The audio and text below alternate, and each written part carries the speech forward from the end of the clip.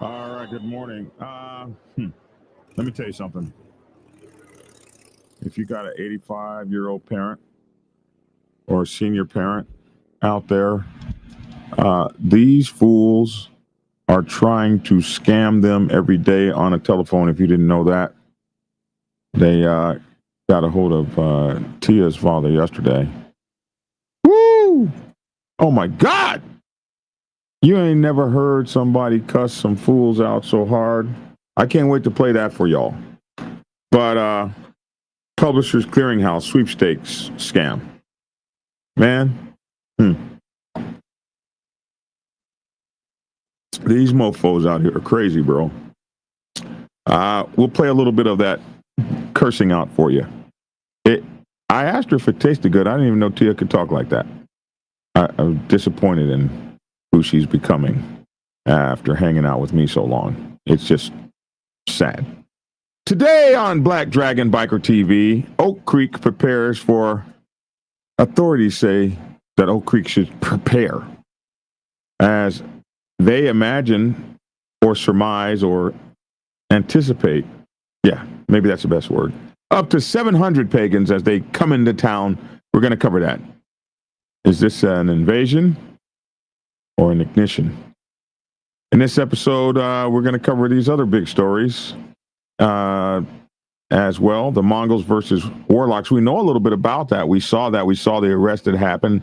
I think 28 of them got arrested down there in Florida. Well, what really went down during the bike week? A violent clash that erupted. We're going to find out a little bit more about it.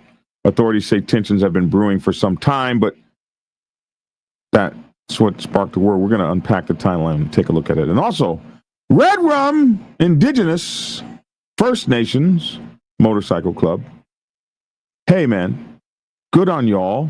We're going to cover some good biker news.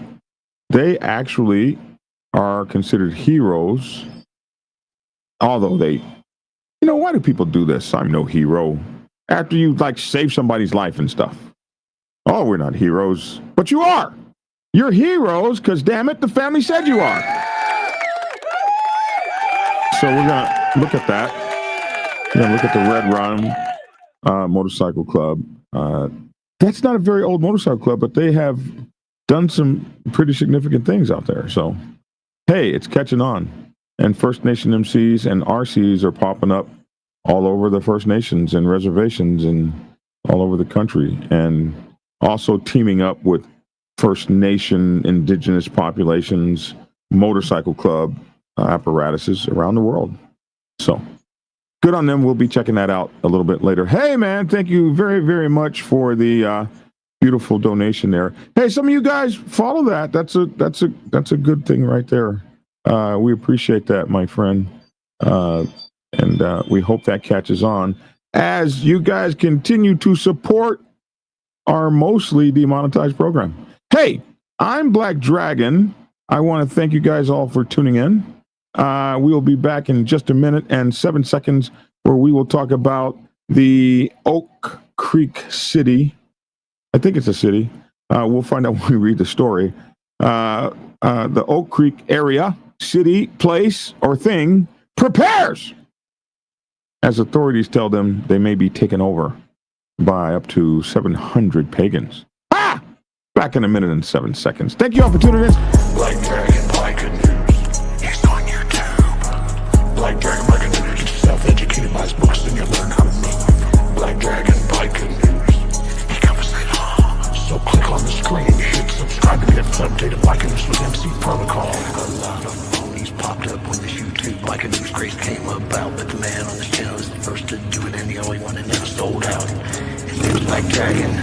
Started the Navy and hit the sea, repping Uncle Sam. They traded that uniform for leather vest from the Mighty Black Sabbath. Not the band, I'm talking about the Mighty Black Sabbath MC. Where he paid his dues and he earned his stripes from prospect all the way up to national team. All the copycat creators and the content stealers and haters, there have been many, but there's only one larger than life. Black Michael with the cowboy hat and those confluence as kicks Kenny. Black Dragon Biker News. He's on YouTube. Black Dragon Biker News. Get yourself educated by his books and you'll learn how to move. Black Dragon Biker News. He covers it all. So click on the screen, hit subscribe and get updated Biker News with MC Protocol.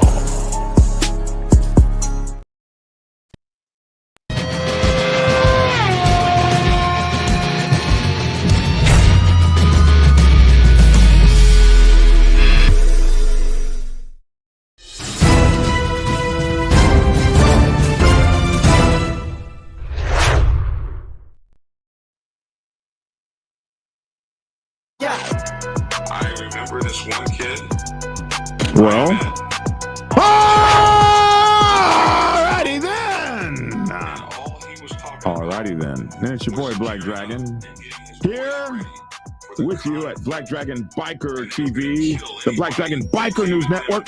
Biker news you can trust. Biker news you can use. And biker news from a biker's point of view. And I would like to allow you all to, if you don't already know, we are the only motorcycle club in the entire world, the only motorcycle club and biker news program to feature our very own Dr. Logic in the house. What's going on? What's going on, everyone? What's going on, Black Dragon? And our co-host. Good to be here. And our co-host, Lavish T. William. Lavish T. Williams, running for... Where's he at? He'll be here. District 2 candidate for county police commissioner out there in the world. Yeah, he'll be on, but we needed to... We don't get to introduce him because he comes on a little bit later. So I wanted to make sure that we don't hate on him. Hey, listen, we got a donation already this morning. Thank you, Kurt Stony McBride. Stony Mac McBride. Thank you, sir, for that beautiful donation. I want to say thank you to everyone that's in. Chris Leach. We picked up Chris Leach a while ago. We were covering the 81 stories, and he has been with us every damn day since then. And I want to thank you for that. I recognize you. Kay Wayne is here. He's been with me for a few years now. Mama Iron Range 81, we picked her up at the same time. Shalil Glide. Chucky, we picked him up in South Africa. I mean, we got family on this thing, man. And you guys know every night at 10 p.m. Eastern Time in the United States of America, I will be on with Dr. Logic. We will be on TikTok at night, 10 o'clock at night, every night. Maybe. Yeah. Except Wednesday. He won't be on Wednesday. No, every night. And you know, there's another, well, we'll talk about that later before I announce it. Oh, what? Another podcast you're going to be on? Yeah, but yeah, we're putting it together. I had a meeting this past weekend with my team. We rolled out, and I tell you, we're all first responder chaplains and counselors and pastors. Well, one of my other my sergeant at arms, he does grief counseling as well, and we're gonna start. He's gonna start. And I'm gonna be on with him.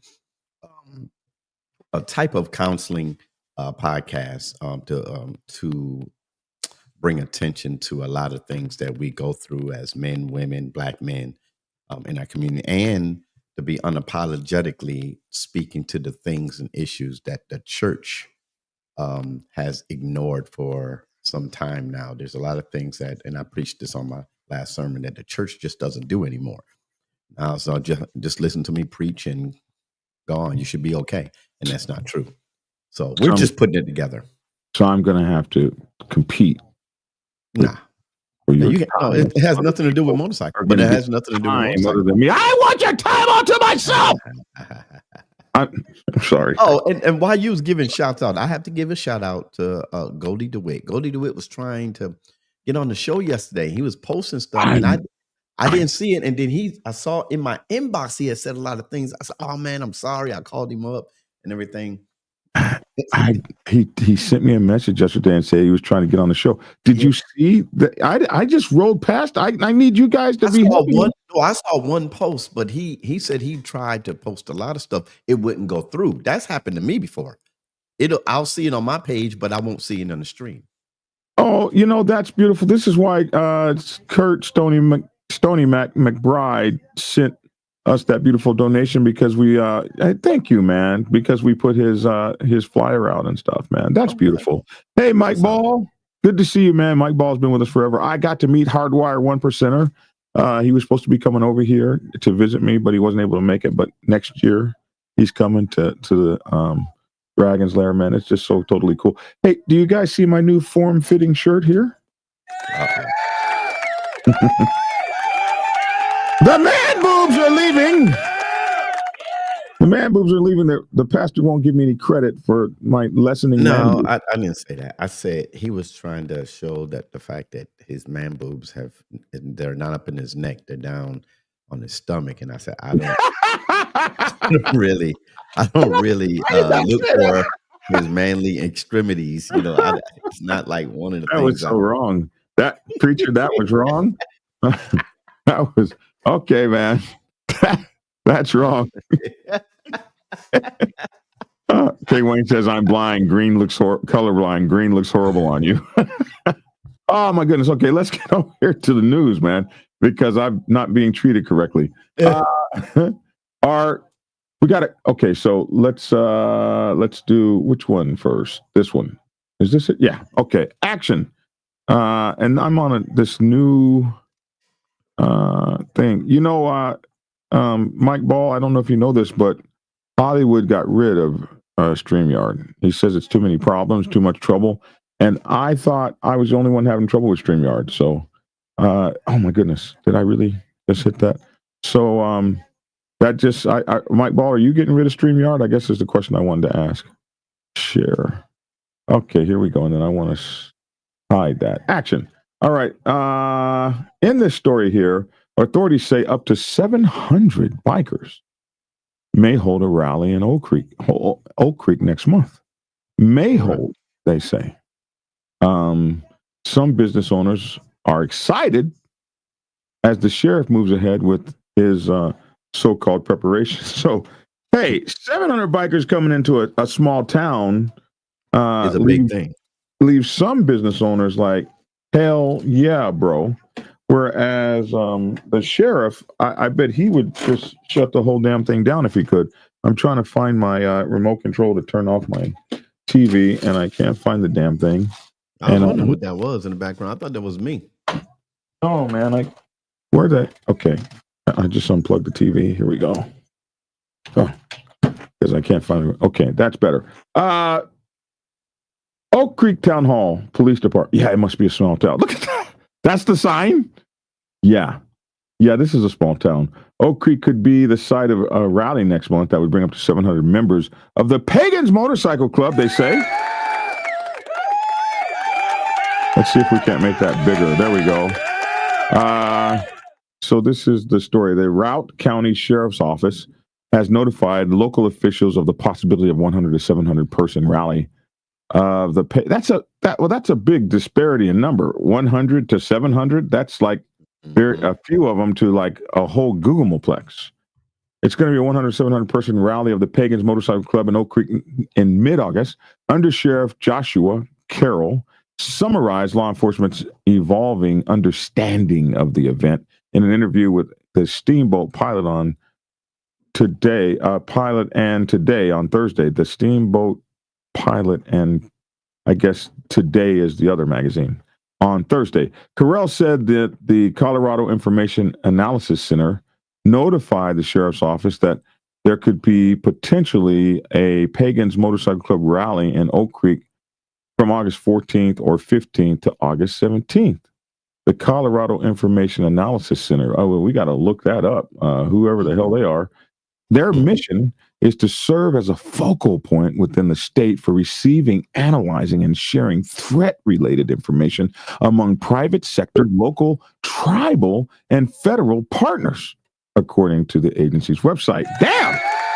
What's that, a secret CIA type thing? Colorado Information Analysis, CIAC. Yeah.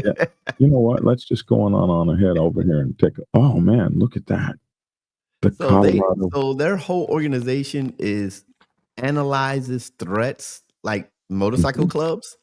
Yeah, well, they didn't call them out specifically, but they did say. I mean, they got them in the article. It's a focal point within the state for receiving and analyzing shared threat-related information, and y'all's motorcycle clubs be part of that. Among the private sector, local, tribal.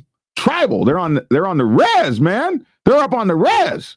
And federal partners, according to the agency's website. This is their website. They've got training. They've got CIAC programs, threat liaison officer, preventing targeted violence, infrastructure protection, cyber program, and on and on. What is their mission? The mission of the Colorado Information's Analysis Center is to serve as a focal point. Oh, that's what they just said, within the state for receiving. Yeah, that's them. They're up there in Colorado. Who are we? The CIAC focuses on preventing acts of terrorism, taking in all crimes, all threats as they approach, We are a centralized resource center that gathers, analyzes, and disseminates all threat information to the private think sector, tank. local state. Where do you see think tank at? No, I'm just saying. Oh, I'm just saying.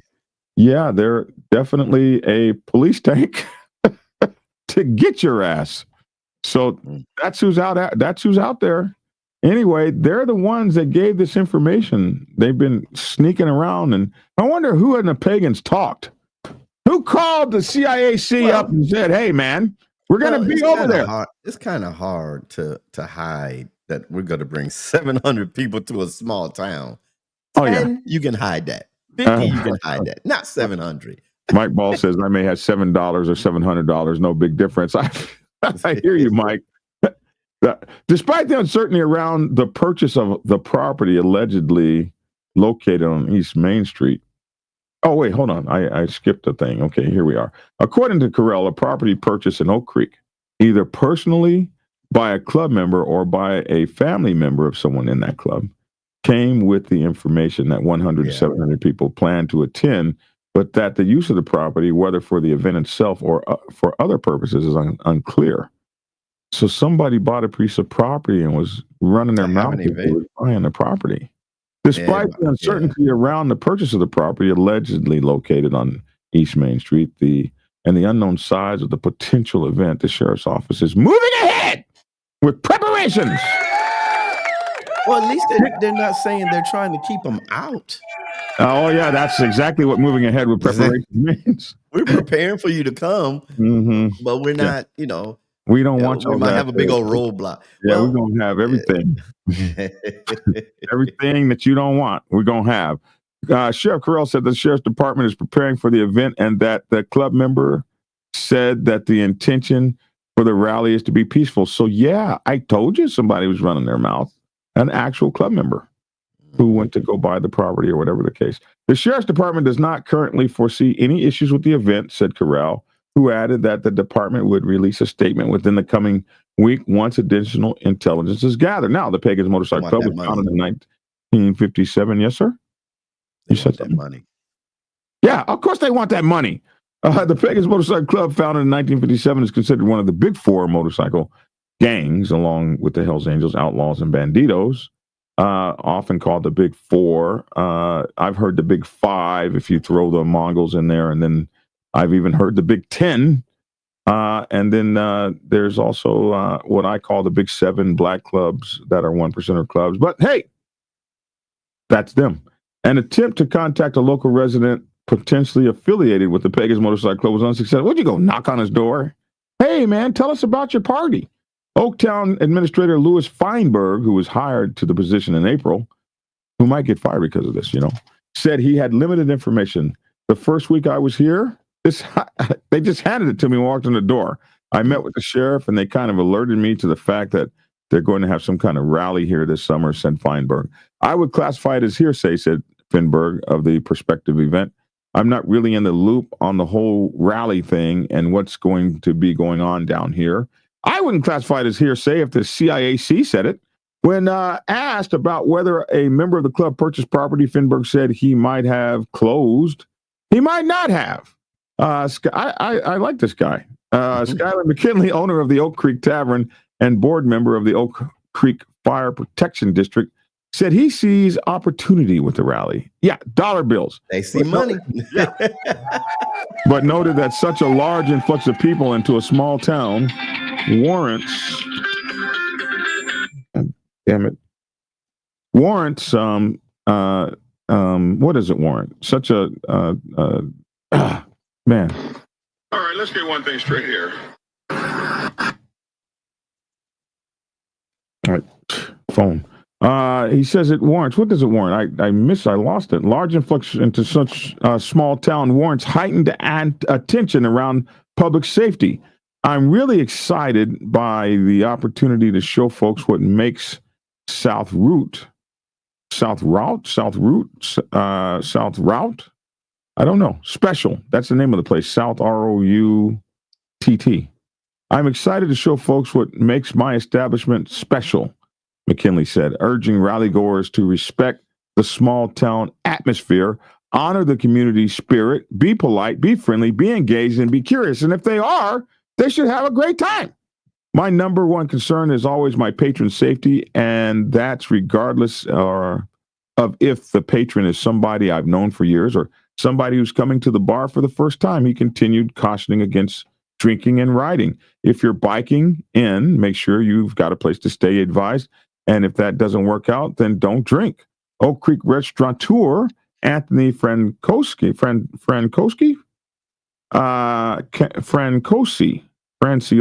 maybe it's Franciosi, of the Franciosi Brothers Pizza and Meatballs expressed excitement for the event. I just think it's really funny and unique opportunity for Oak Creek for good, better, or otherwise, to just say that Oak Creek is the best and that we think it's the best country in the world that we live in. Yeah, I think motorcycles and all that stuff is part of the expression of America. I like these people. I don't know how to feel about it, except that we think this is the best country on earth, and we're open from 12 to 8 p.m. Thursday through Sunday. Come get you some meatballs and spaghetti. Hey, man. It seems like only the sheriff might not want them there. All right, pagans. Go. Where's Oak Creek at? Right. Okay, listen, pagans, go act right and be good. It looks like they want y'all there. The patron, the restaurant owners and things definitely want y'all there. Yeah, they're definitely gonna want that money. They see the revenue coming in. Where is this at? It's up in Colorado somewhere. It's in Colorado. Okay. Yeah, the CIAC. We just looked at them. The Colorado. I know we looked at that agency. I mean, the Colorado Information Analysis Center. I don't think they help Georgia a whole lot, but maybe they do. So it's going to be exciting. It's going to be exciting to have the pagans there. Hell, I might even ride over there. Look, hey man. What? Don't do that. Don't do that, co-host. Oak Creek. Don't do that. Oak Creek. Listen, Don't do that. Listen, Oak Creek.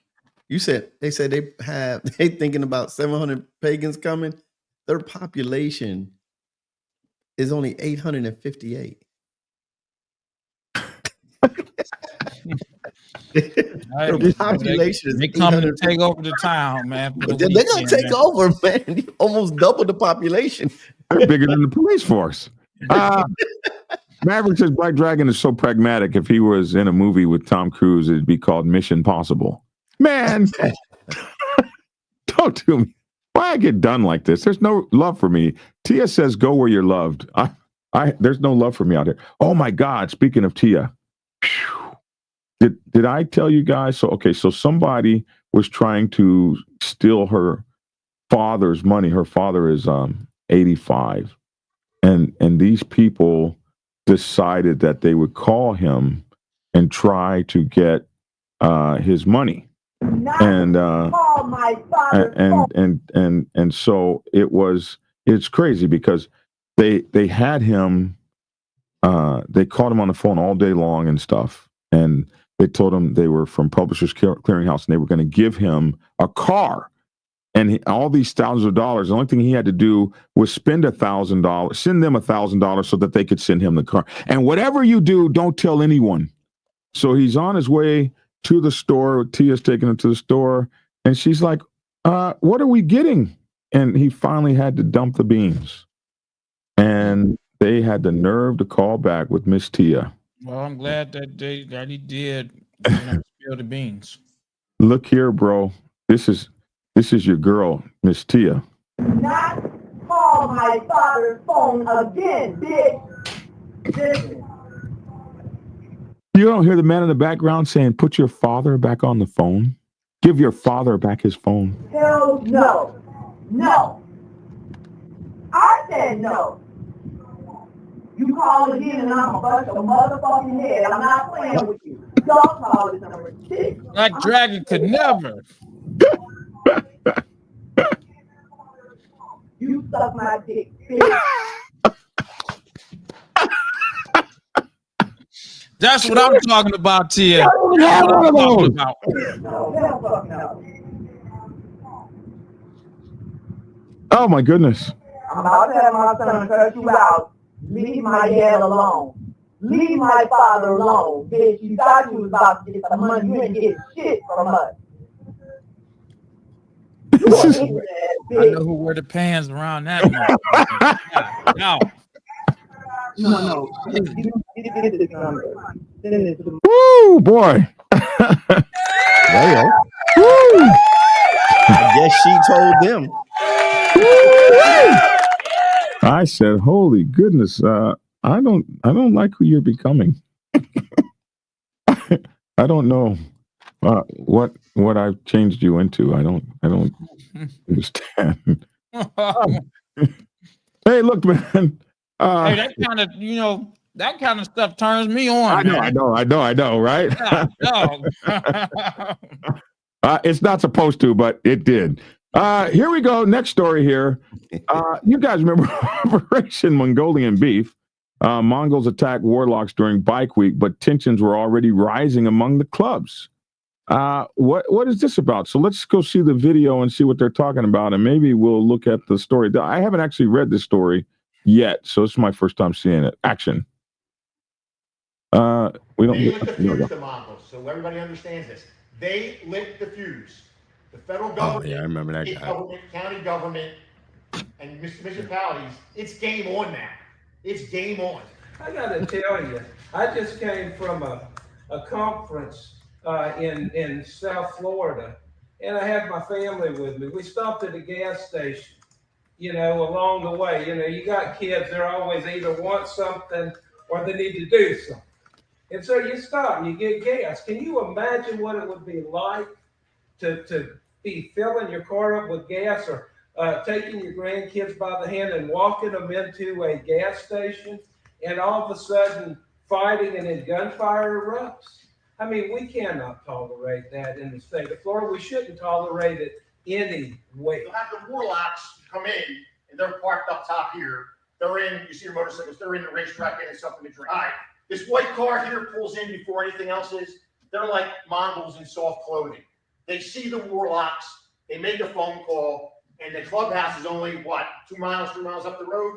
You'll see the Mongols start to come in droves now. And look at the clock. We started this at 11:20. In 13 minutes, you start to see all of these Mongols pulling in. Again, you have the Warlocks up top here. And you see everybody huddled around this car. And what you're going to see is a pickup truck is going to pull in here in a little bit. It'll be on the bottom of the screen. Yeah, this is nothing new. We already knew all this. I wonder what's new about the article. It's only 5 hours old, so. And the state representative, Clint Walker, he's there with a couple other guys. He gets out, and it seems when he gets out of the car, that's when all hell breaks loose. So you're maybe looking at 8 to 10 to 12. Yeah, we saw this. Yeah. Warlocks. And as this thing starts to grow, you're looking. Interesting. A guy's working on his car, another guy's just, meandering. Minding their own business. I don't see this. What the hell's wrong with y'all spidey senses? Maybe 30 or 40 or more Mongols that were all coming up from the clubhouse. And they made a beeline up 95, probably went over 100 miles an hour to get up there. So you still see them pile in there. Okay, so we've seen all this. What's different about the story? Let's see. Let's see what's new about the story. I haven't read it. Okay, so the FBI and 7th Circuit State Attorney's Office, the Volusia Sheriff's Office, and all the other agencies arrest 28 Mongol bikers. At least 28 members of the Mongols were arrested. The Mongols were charged with aggravated rioting. A Mongol and a Warlock suffered gunshot wounds. This is the first time I didn't realize a Mongol suffered a gunshot wound. I think that's new. An affidavit stated the Warlocks Motorcycle Club member Thomas McDaniel traveled from Virginia for Bike Week in March and was gathering with the Warlocks at a New Smyrna Beach racetrack when he noticed some Mongols at the other end of the parking lot. That turned out to be a hell of a lot more than some. McDaniel said he was not alarmed, though. He was unaware of any issues between the Warlocks and Mongols, and he was a Warlock, so what did he think? In Florida, we were good. He said he didn't expect an attack, according to an affidavit. So they're reading the affidavits now. The Warlocks, who, like the Mongols, are classified an outlaw motorcycle gang, according to the affidavit, had gathered at the racetrack to ride as a group into Daytona Beach. So they're going to ride into there and have some fun. You know, the outlaw motorcycle clubs come in like others, but they always come in like to make that grand parade. They come riding in all hard and stuff. Man, you should have seen the Thunder Guard ride in that year when I went. It was amazing. The Warlocks watched as the Mongols kept driving into the racetrack at 3000 State Road 44 on March 8, 2025. The last Saturday of the Daytona Beach week, the Mongols parked tactically. Oh, they parked tactically and outnumbered and surrounded the Warlocks, blocking escape routes, according to a charging affidavit from the Volusia Sheriff's Office. Clinton Walker, a Mongols leader, then walked into the group of Warlocks, and soon the fighting started. Walker himself drew a gun and fired, while others also drew firearms. This is the first time they've named who actually drew the firearms that I can remember. And so while others also drew firearms and blasts of gunshots cut through the air, the affidavit stated, Mongols and Warlocks started running and ducking. Employees inside the convenience store locked the doors and called 911. Customers looked for cover. The melee involved about 50 people, the affidavit stated. Afterward, the Mongols got on their bikes or onto their vehicles and sped away. When the shooting stopped, a Mongols Tampa member had a gunshot wound to the abdomen. Jesus. So that's new. We didn't particularly know that. With the bullet lodged in his pelvis. And oh my God, you know what recovery is from that? That don't sound good at all, man. God, dog. Recovery from that is you don't want to get shot. If you really want to hurt somebody, but you don't really particularly want to kill them, but you want to give them like months and months of recovery, shoot their ass in the pelvis or in the stomach. Or in the stomach is the slow death, but the pelvis is that trying to recover from a shot in the pelvis. Oh, ouch. He ended up at Halifax Health Medical Center in Daytona.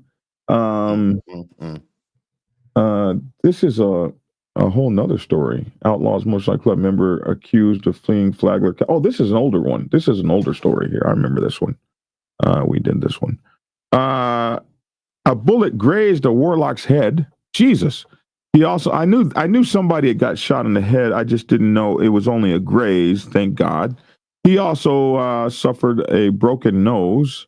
He too was transported to Halifax Health Medical Center. What do you do as a medical center and two opposite motorcycle club gang things come to your emergency room? I wrote about it in my book, Motorcycle Club Protocol 101.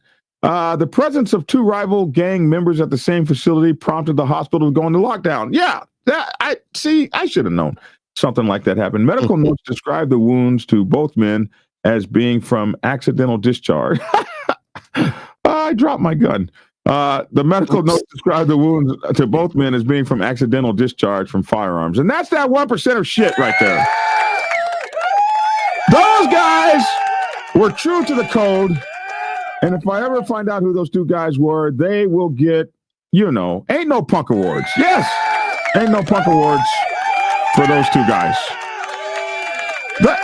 That's the ain't no punk award when you go to the hospital. What happened to you? Because Black Dragon might be like, those guys shot me. So and you're telling me that you're tail. I'm just saying, those guys are cut from a different cloth, man. Yeah. Like you. You're cut from that cloth, aren't you? Yeah, man. Cut myself shaving.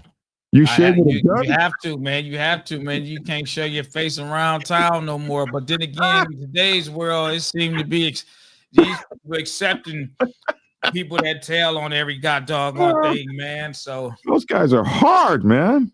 You just got shot in the head, and you're shot in the pelvis and the stomach. Yes, I cleaned myself I shot myself in a hunting accident. I dropped my gun. Those guys are hard, man. Man, them guys are serious business, man. They serious business. Hard effing core right there, bro. The presence of the two rivals, because the hospital went in lockdown, they said that they had accidental discharges from their firearms, both at the same time in the same place by accident. This is likely based on what the men themselves claimed to the doctors. Yeah, well, the doctor didn't make it up. The brawl and shooting led to an investigation which has resulted in an arrest of numerous Mongols who have been booked into the Volusia County Branch Jail. The most recent was Mario, who is 42 years old, of Miami. He was booked into jail on July 22nd and released the next day on $50,000 bond. So, they ain't broke over there.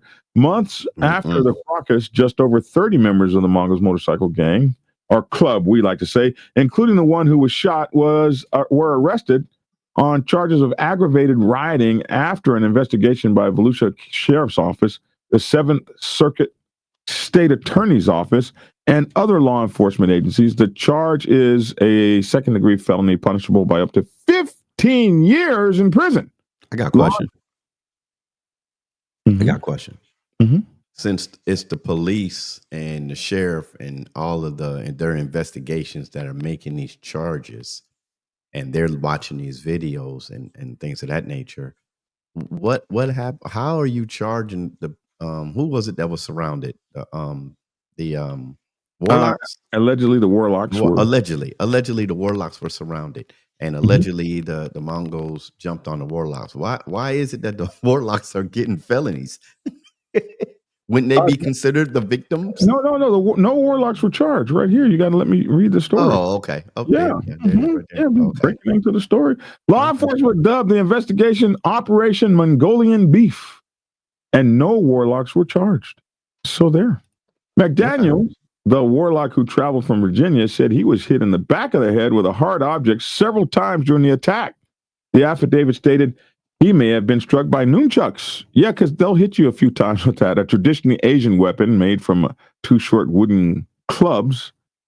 They're not wooden clubs. Why they go so far? They're wooden sticks. Two short wooden clubs. Wooden clubs. Come on, black belt. Come on, preacher. Connected by a chain. Would you call them wooden clubs? I would never have thought of that. That one never came to my mind. Calling them wooden clubs. I've been using nunchucks for 55 years since I was a kid, and not one time called them. Did it dawn on me that they were wooden clubs connected by a chain, where they are used for clubbing? Wow. Well, it's all in the definition. You get a juror, they're swinging wooden clubs around. Oh my God. Speaking about the attack, McDaniel later told investigators that the Mongols and Warlocks did not have that relationship in Virginia, apparently meaning the bad blood that would lead one group to attack the other. McDaniel said he learned after the attacks that the Mongols' clubhouse was only several miles away. He said maybe that may have sparked the violence. When investigators asked, McDaniel declined to pursue charges, saying that due to his lifestyle, he could not cooperate with law enforcement. It's what Lavish just said. Due to his lifestyle, if he did cooperate, he wouldn't be able to come around the block anymore. Man. Hey, I'd like to help y'all, but I really can't due to my lifestyle. We'll get them ourselves. Mongols, Warlocks, and rising tension. Okay, so here's the new part that we didn't know. The lifestyle that he's talking about features rising tension among outlaw motorcycle gangs nationwide, which includes the possibility of injury to police and civilians, according to the charging affidavit. The Volusia Sheriff's Office and the other law enforcement agencies that gather intelligence every year during Bike Week and Biketober Fest, which is coming up on outlaw motorcycle clubs, speak to this. The affidavit states, more than 300 outlaw motorcycle gangs are active in the United States, ranging in size from single chapters with 5 or 6 members to hundreds of chapters with thousands of members worldwide.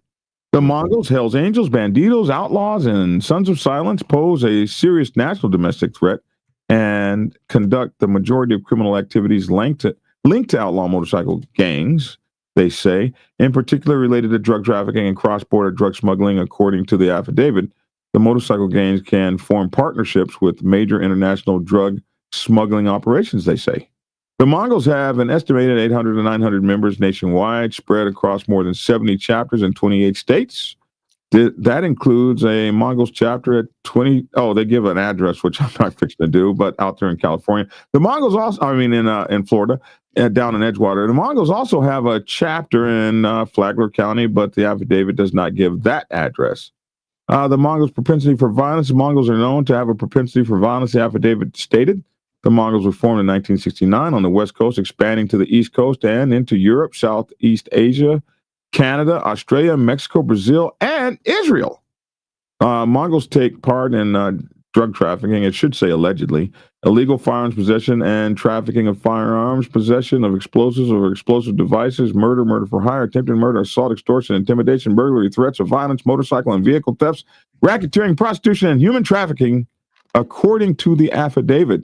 Well, if the affidavit says all that, they're going after them guys. The Mongols are known to have ties to the Mexican drug cartels and the Serenos, a criminal street gang, the affidavit stated.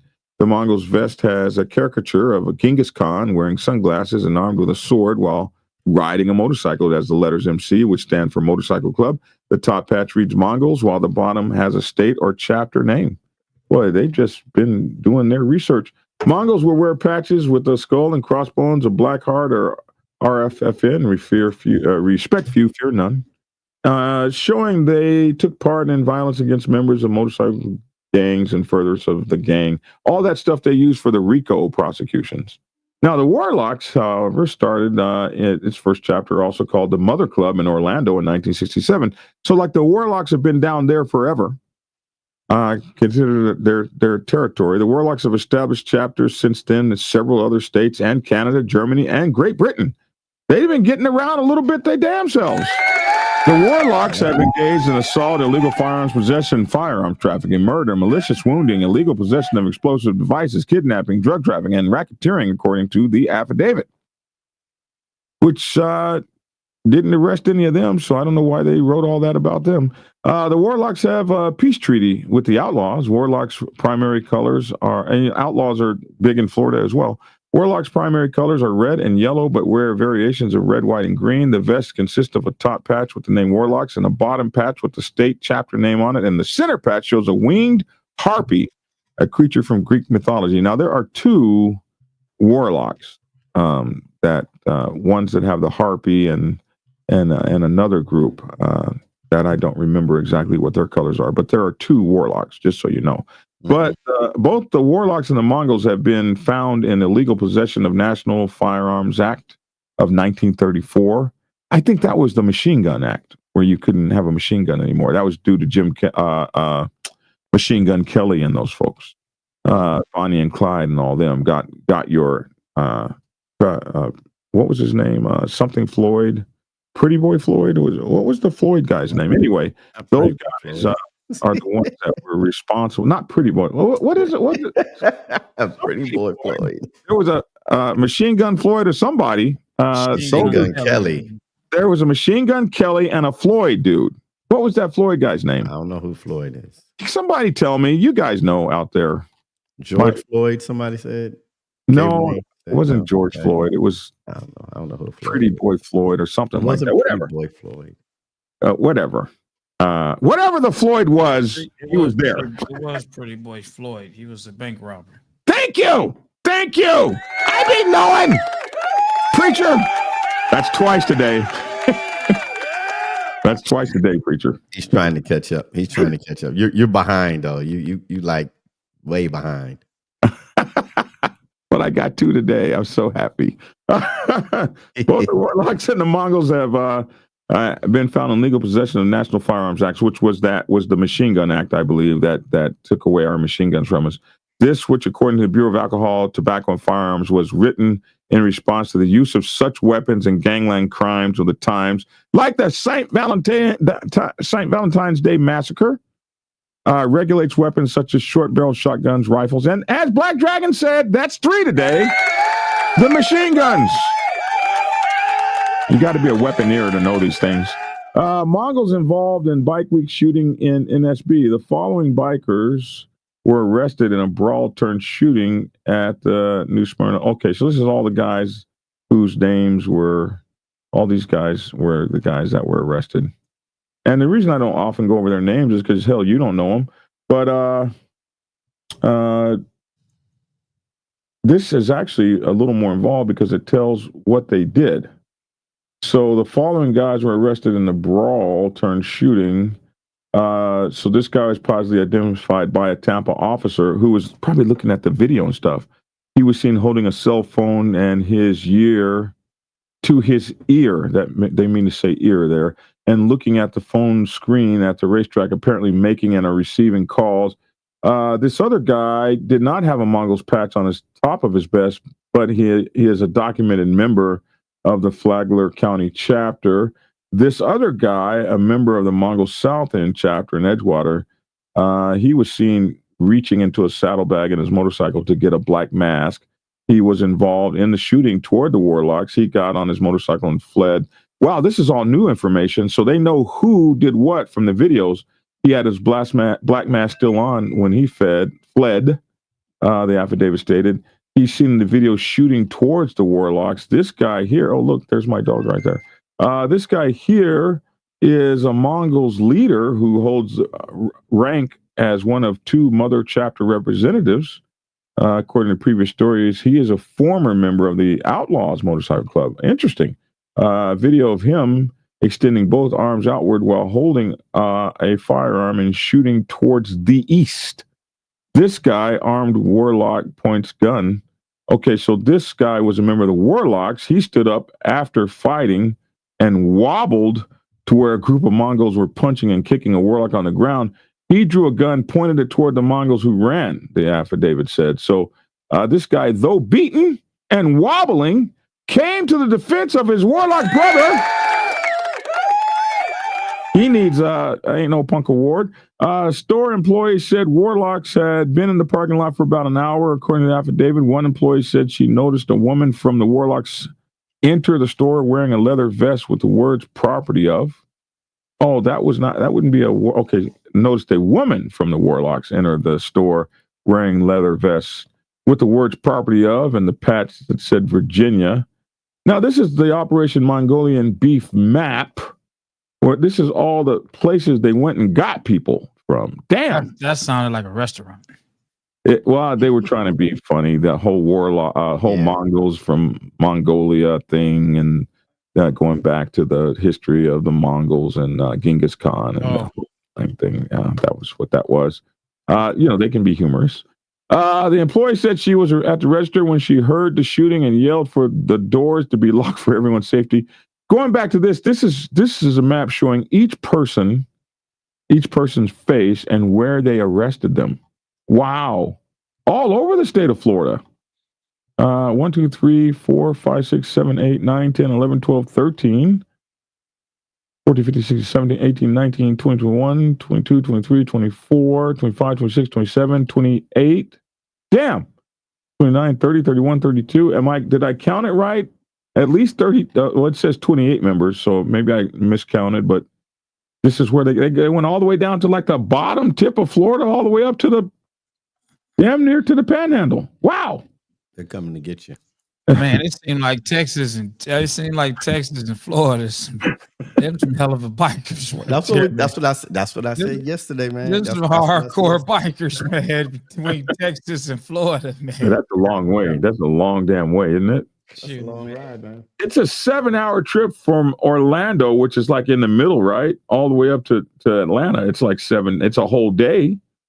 A map shows where arrest and search warrants were served across the 28 members of the Mongols Motorcycle Club. They were arrested Wednesday, July 2nd, 2025. The employee said she was on the register when she heard the shooting and yelled for the doors to be locked for everyone's safety. Another employee heard 10 to 15 gunshots. The videos we showed only showed like a few shots. I never even knew it was like this. It was only like 3. Yeah, they were getting down out there. We need some. Holy jeez, we need some. They need some. And also, music. I didn't think there was like it says 60 to 70 bikes there. Yeah.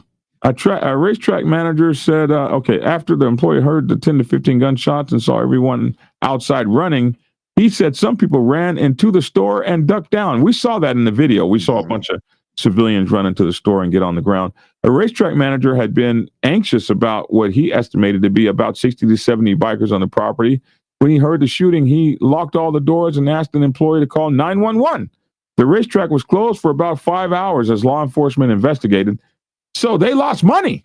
The manager said the business lost about $4,000 in inside sales and about $10,000 in gas pump sales. He said a normal Saturday for the station is about $40,000 in gas sales, according to the affidavit. So if it's 40 grand in gas sales, but they only make 10 grand profit, where does the rest of the 30 grand go? Damn, that's a lot. Well, you know, they say the gas stations don't make a lot of money. That's what they selling say. gas. That's what they say. It's the extra stuff that they sell to compensate for, you know, the gas. They say they only making pennies off. I've heard him say that for years and years, but this is the first time we've ever like got some numbers. Like they sell 40 grand in gas and only take home 10 grand. Damn, that's ugly. Bikers refuse to cooperate with the police. Yeah, we know that. Volusia Sheriff's Office detectives determined that one of the Warlocks lived in Deltona because the man and woman were seen on video. But when they went to their house, the woman denied knowledge of the shooting and claimed the man was not home. She deserves an Ain't No Punk award. Let me give her a hand clap too. Hold on, I lost my hand claps. Here we go. That's for her. Man, I'm going to go broke and Ain't No Punk awards. She denied knowledge of the shooting and claimed the man was not home, although his truck was in the driveway. He ain't here. There wasn't no shooting. What you talking about? We don't even know who those clubs are. Detectives then went to another home in Deltona to try to speak with a Warlocks member, but no one came to the door.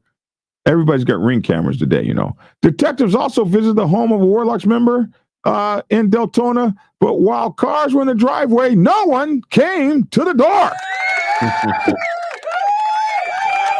The detectives left business cards and no one called. Mongols charged with aggravated rioting. Following is a list of Mongols charged with aggravated rioting. The Mongols are members of chapters from around the state, as we saw, including in Volusia, Flagler, Brevard, and Hillsborough counties, as well as South Florida. And there's all those guys' names there, which you don't know any of those guys, neither do I. So what good is it to shout their names out? But in any event, damn.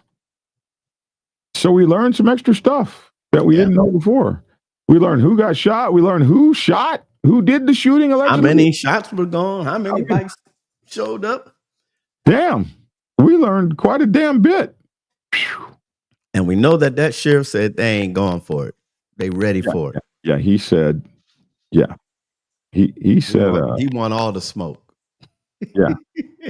Yeah. He says it's on. It's on like a chicken bone. It's on and popping. I bet you guys are ready for some good news, a good story. Would you like a good story? Here we go. Here is a guy that's going to tell us a good story. Let's see.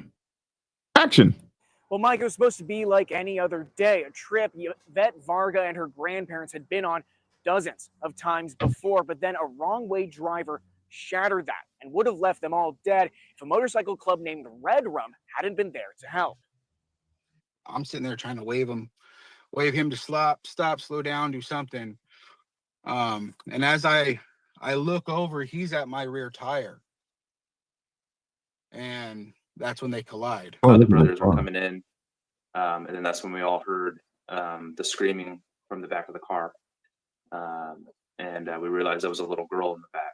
On July 17th, the same day they were married in 1976, Eric and Nancy Morris had taken their granddaughter Yvette on the annual trip to Reno they do every year, when they came head-to-head with another vehicle while traveling south down Highway 89. And I'm like, hello, this is Michelle. And she says, are you the parent of Yvette Varga? And I said, and my heart just kind of went, wait, what? She says, we have your daughter. She's been flighted to our hospital. Yvette survived the crash, as did the other driver, but Michelle's parents did not, destroying lives they thought they still had years with.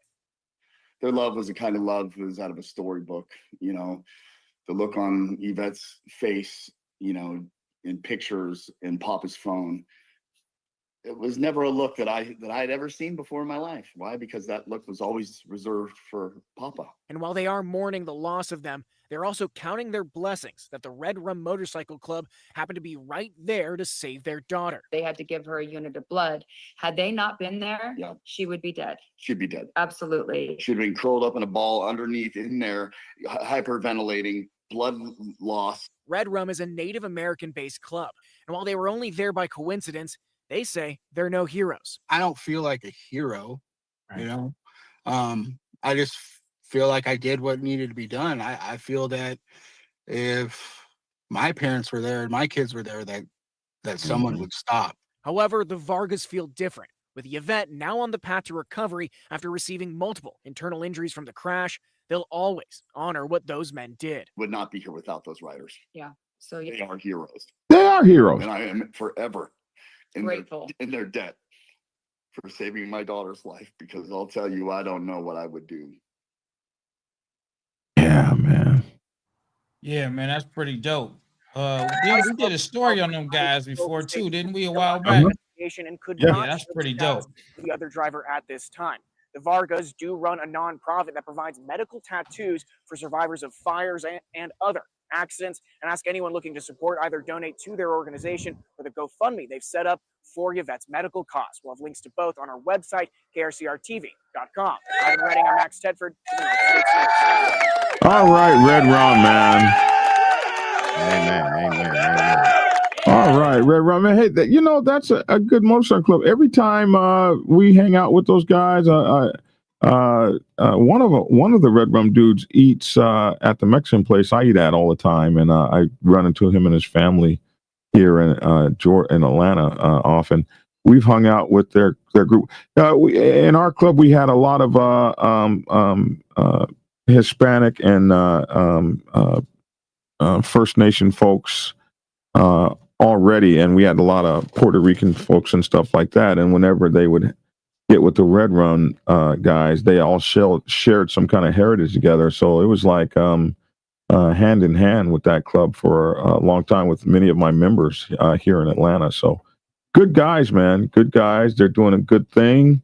They're really doing a good thing, man. Good on y'all, man. Good on y'all, Red Rum. We're proud of you. The motorcycle community needs those stories too.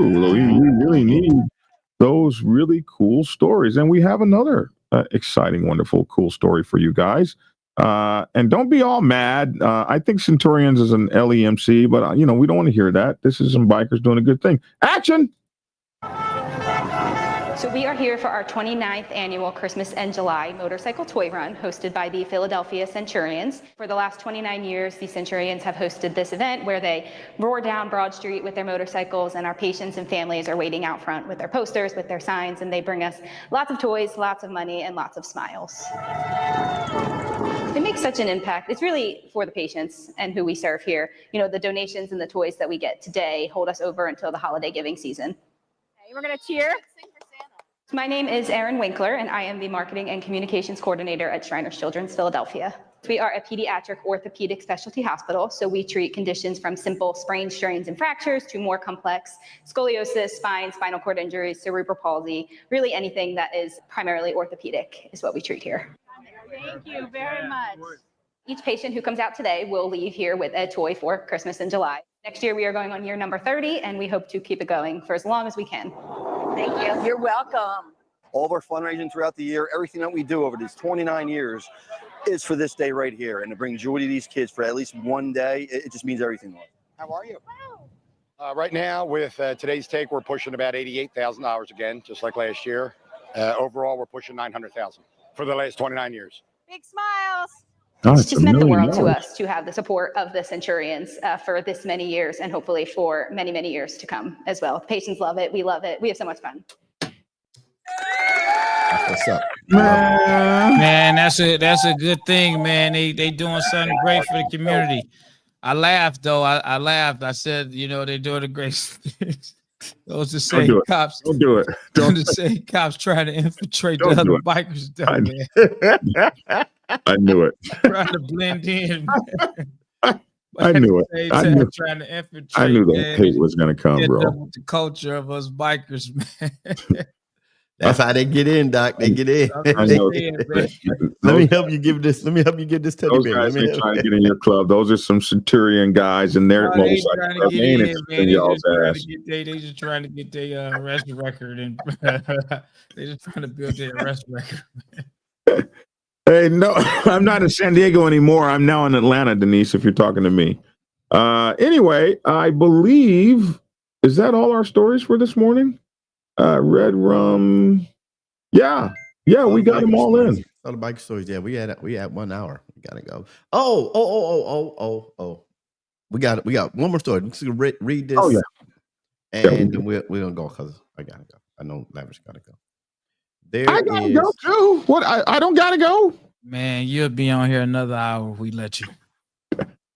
What you want me to do? Put the I want you to share it and tell the story. It's your story. How you want me to share it? Man, we got Black Dragon. I don't want to have Oh, to. look at I this. don't want to explain this. You know- Your favorite fan. That's your favorite fan. Your favorite fan right there.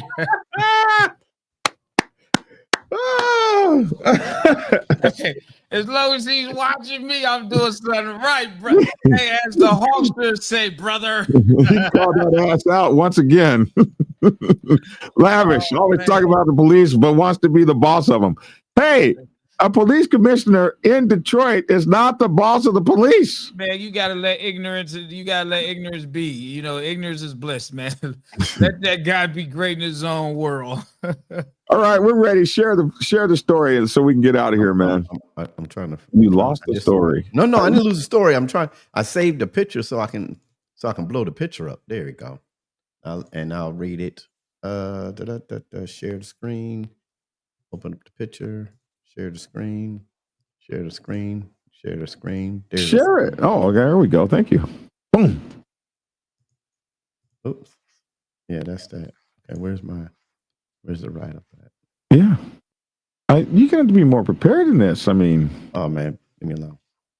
All right. Can you see that? Yeah, y'all can see that. Y'all can see that. it. This is I saw this online. And there's a lot of people out here that that go across the road. A lot of truckers and everything. They go across the road, and then as bikers, we always have people following us and tracking us. Well, here's a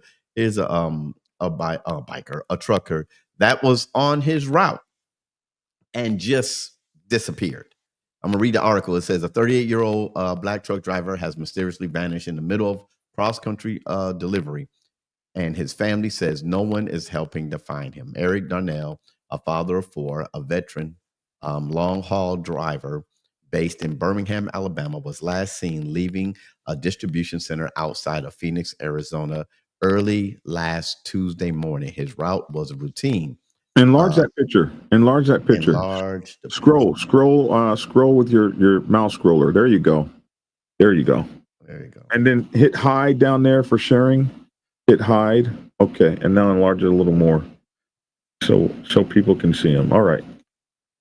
There we go. So, last Tuesday, his route was routine. Straight route to drop off in Memphis, Tennessee, but he never made it. His wife, Yolanda, says they spoke around 3:40 a.m. and he said, "I'm stopping to grab some coffee, then I'm back on the road." She recalled that was the last time she heard his voice. By 9 a.m., the GPS signal on his company's fleet tracking system suddenly went dark. Somewhere near a stretch of I-40 known for its dead zones and poor surveillance. His rig was later discovered parked in an abandoned lot outside of Little Rock, Arkansas.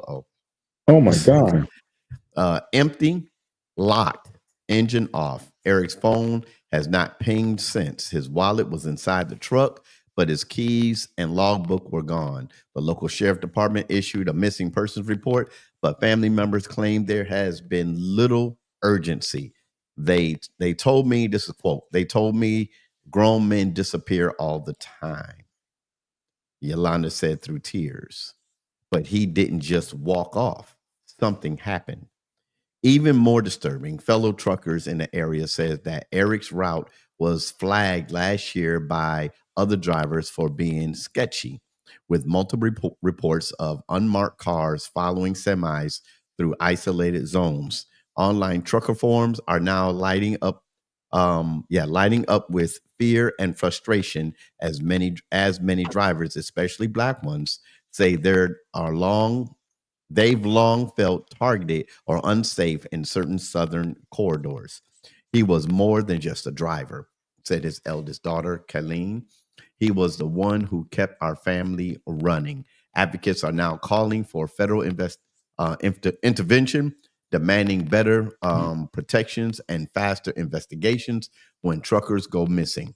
Because when roads go silent, who's listening, and how many more black drivers have to vanish before someone cares.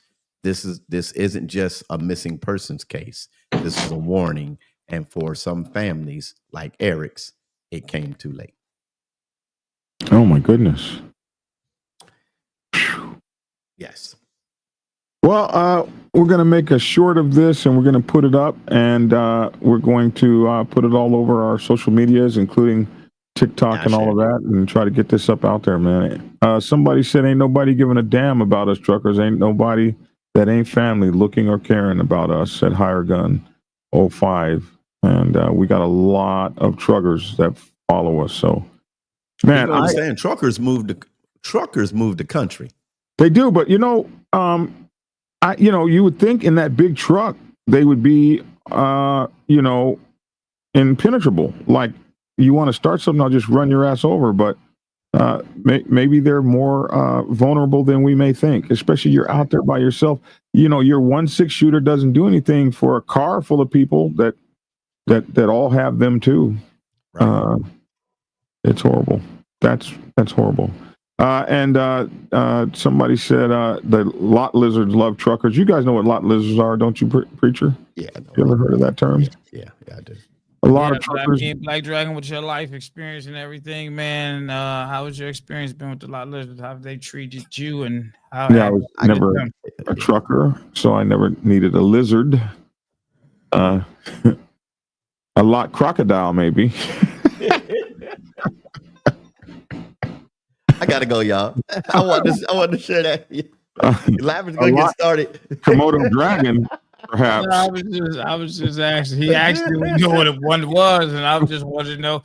Every time, Logic, correct me if I'm wrong. Anytime we talk about something, Black Dragon has some type of insider knowledge or experienced it, been through there, grew up, had a time when he did it, or it's something like that, right? So I'm just asking, did you? So to be honest, with the lot. So to be honest, I grew up in Oklahoma City, and right around the I-40 exchange there, where I grew up, is huge truck interchange. I tell you, Logic. When you're going I-35, I-40 kind of cross, there's a huge trucking infrastructure over there. Yeah. I used to be a lumper. A lumper is someone who unloads 18-wheelers. I didn't know what that was. I almost didn't want to know what that was. It's called lumpers. They had to lump that shit off the trucks. And so I had a lot of interaction with truckers, and I was very active on the CB radio. I drove a truck for a little while. And yes, so around there was a lot lizards, and they filtered into Oklahoma City. So, you know, funny thing is, I for a while I was a driver for a pimp when I was 16. We were trying to get off the show. I was trying to get off the show. I was a driver for this into another whole long one story. question about his experience, and he didn't win. I know this law. Then he started talking about pimps. And somebody knows what lumpers are. Lumpers get paid. Thank you. Somebody knows what lumpers are. Look, Gage Ray said, "You're always trying to corrupt that preacher. Stop it." Right now, you want to talk about he's a driver for a pimp and this and that. Okay, I was a driver when I was 16. I was a driver for a pimp, and he had some lot lizards. So. Okay, all right, man. But anyhow, Logic, as I said, man, if you asked him, he got some type of experience. So I do have knowledge. Write a book. Write a book. I've written 7. I'll write another one. All right. Okay. Let's get Lavish out of here. Lavish, go ahead, man. Hey, man, I'm out of here, man. That's it, man. I hope everybody enjoyed themselves today, man, and have a great day. Make the best out of it, man, and be great, man. All right, man. You too.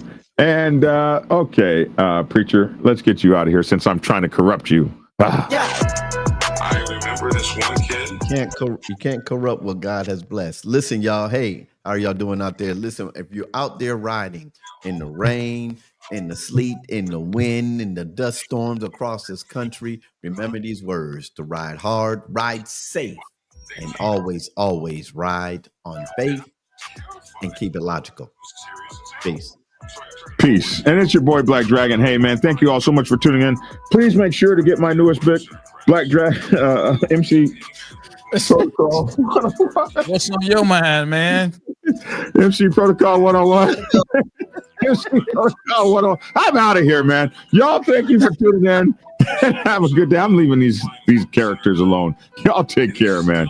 Thank y'all for tuning in. Please like, share, and subscribe, and we'll see you guys tomorrow morning. Hey, Lavish and I, or Logic and I, and hopefully Lavish, we'll be on at 10 o'clock tonight, man. We'll be on at 10 o'clock. No, Sharif, we're not riding to damn Philadelphia today. Man, put that away, bro. It ain't happening. But I love the fact you're out there, though. Y'all take care. Love, peace, and grease and all that. Love y'all. Bye-bye.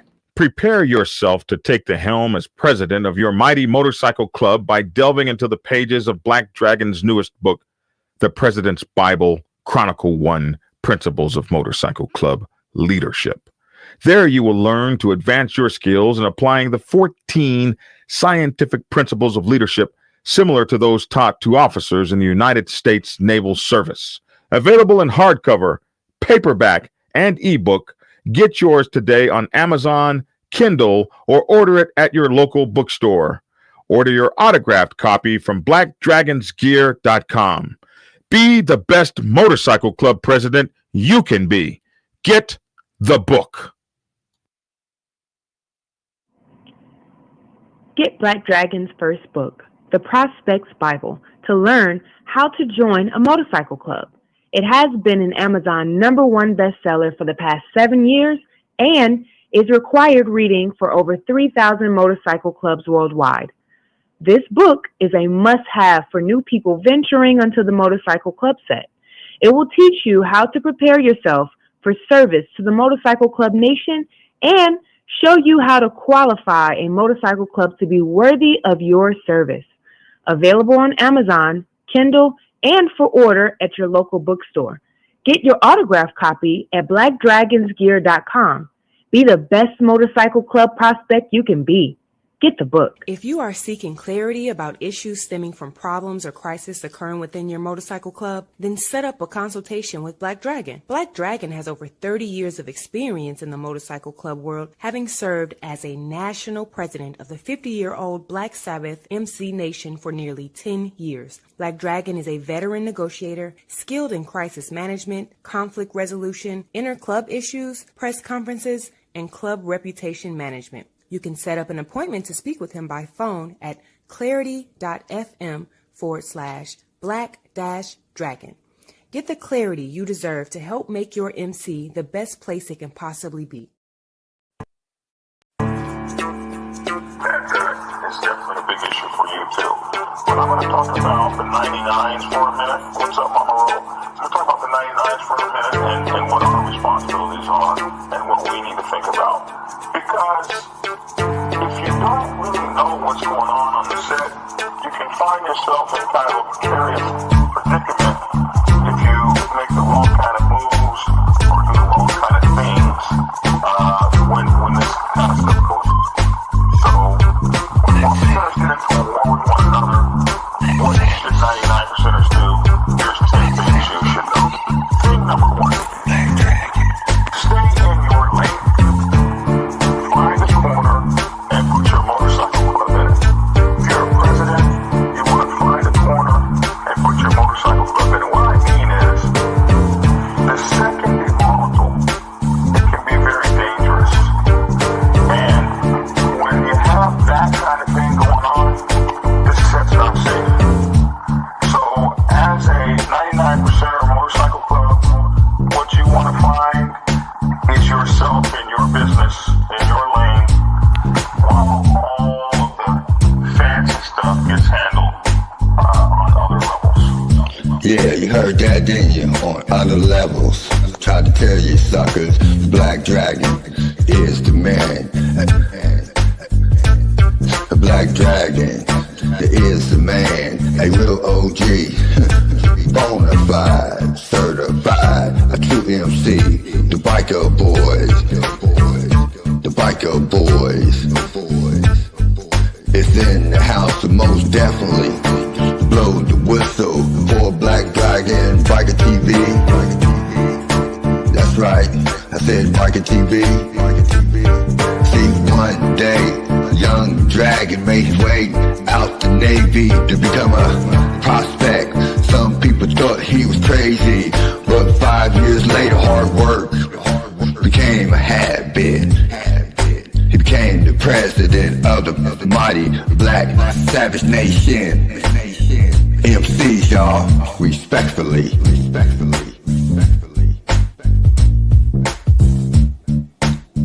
Black Dragon. Black Savage. MC. That's right, y'all. Give it a thumbs up. Black Dragon Biker TV at his best. Oh yeah, and don't forget to get his prospect Bible book. So proud of him. Man, he just don't know. He's a real legend. And y'all know it, and I know it. That's right, Black Dragon. That's right. Glad I met you, my friend. Black Dragon. I'm the Midnight Ghost Rider. Dub V, y'all. Love you, Black Dragon. Peace. And get skinny. Like and share. Goodbye.